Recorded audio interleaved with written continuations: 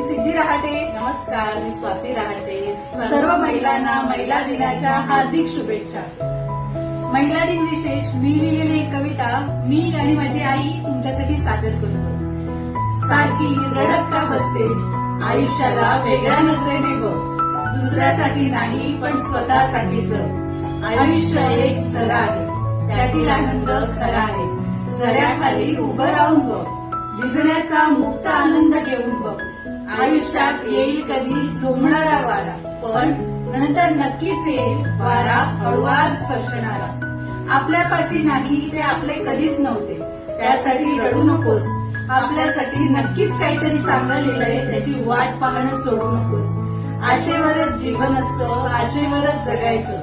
निराशेच्या वाटेवर मागे वळूनही नाही बघायचं. आपल्यासाठी कोणीच नसतं, आपण मात्र सगळ्यांचं होऊन जगायचं.